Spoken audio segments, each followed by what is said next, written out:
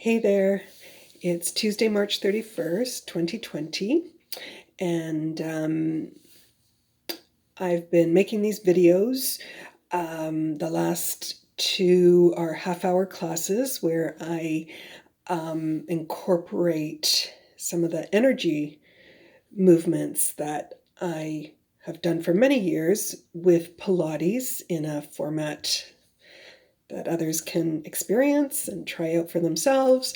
And the idea is to really improve flow in the body.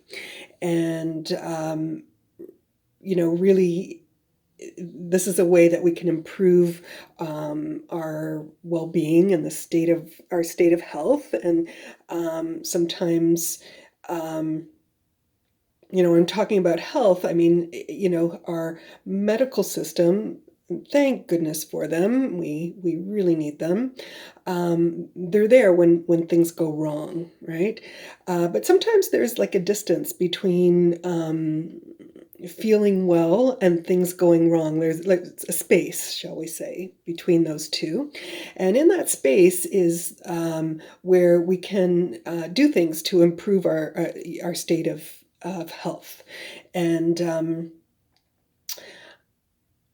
so really it's kind of giving our body the best chance that it has to do what it's meant to do. And it's meant to support us in our life from the time we're born and even, getting ready to be born to when we expire. So, and it's really meant to work well. I mean, things go wrong. We live in a world that's got a lot of chemicals and things that are not natural that can be harmful to our bodies. And so the idea of improving flow is the flow of energy in the body. And so I thought maybe to look at it through the four natural elements that occur on the planet, which are earth, water, air, and fire. And so from an earth standpoint, our bones are pretty clunky and they're probably like the hardest thing inside of our body. And so we don't really think of there being flow in the bones, but there is a flow of energy in the bones. So the bones actually, they are dynamic. So there are cells that build up the bones, there are cells that break down the bones, and that happens throughout our lives, right? And osteoporosis happens when that balance between building up and breaking down slows down, right? But it still is happening, so it continues to happen. And so, so bones actually do have a bit of an energetic component to them, and even in the fact that how bones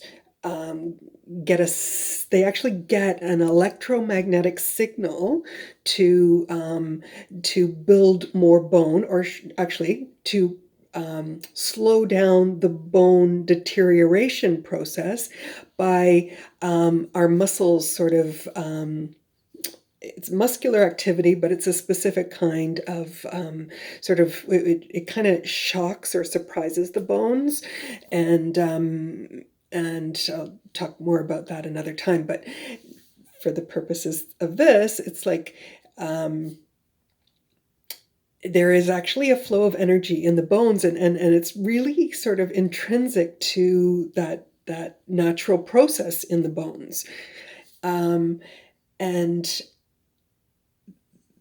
then, in terms of, so that was the earth. So then in terms of water, so our blood supply, so just back to the four elements. So in terms of water, like our blood supply is definitely something that flows in the body, as is the lymphatic system. And so the blood system helps bring oxygen to all our cells. And our lymphatic system helps to bring toxins or pull toxins out of the body. And toxins are really things that the body doesn't need for its growth, for its development, right? It just gets what's the word I'm looking for? Like gets brought into the lymphatic system, and the lymphatic system actually. So the heart pumps the blood, so the blood has that pump. The lymphatic system needs a pumping motion in the body. There's a few things you can do to stimulate your lymphatic system, but it responds to a pumping action. So those pumping movements we were doing help to move the lymphatic system, the lymph fluid through the body and out. So that was water. So air. So really, air exists in all our cells, and it gets brought in. We inhale the air into our lungs, and it makes its way into the bloodstream so that it gets pumped to all the little cells that need air. And there's this exchange of air and carbon dioxide with the environment around us. So air doesn't really have, think of how air moves, right? So it could be still, or on a windy day, air gets blown around. So we don't think about air because it's around us, and mostly we don't see it. It's not usually a good sign when we can see the air. But there is this flow, and air does move, right? It kind of moves in different directions, and so as it comes into our bodies, there's a vacuum. So when we exhale, our lungs are in a position to take in air. So when we exhale carbon dioxide, we take in air, right? So there's this vacuum. So that vacuum pulls the air in, and so that's sort of how air moves. And then there's fire, and so fire kind of, it's like it moves more instantaneously. And a good example, really, not that we want to see this, but when there are these wildfires, right? The conditions need to be such that they spread, but when they spread, they ignite. It's almost like, so there's a fire here, and then the next thing you know, there's a fire here. It doesn't always travel along the earth. Okay, if there's something there that it can travel along, yes, but there's this igniting that happens.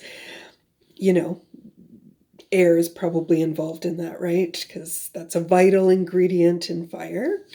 And so the fire aspect of our body is, it's impressions that we take in, right? So the things we see, the things we hear, the things we smell, the things we taste, the things we think about.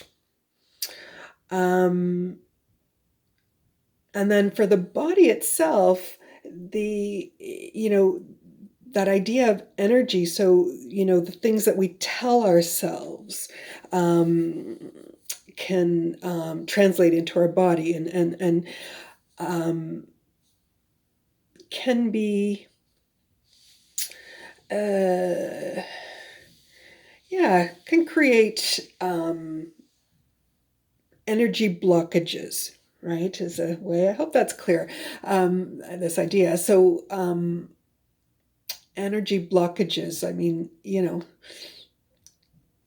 don't want to use this example, but it's what's coming to mind, is of the person who, tells themselves over and over again that they can't do something, or they can't, they're not capable of something. And, simple example, like riding a bike, you didn't think you were capable until you actually did it, right? And had the sensation of it. And then, your body figured out how to ride a bike. And, as is said, you'll never forget. And And so there's a flow of energy from your head into your body and back up when you ride a bike. Or if there's a sport you learned how to do, or a skill like drawing, that's a big one. People think that they can't draw or they can't sing unless they, you um, know that they can, right? And so these ideas, so it's almost like, we give ourselves permission to do them once we know we can.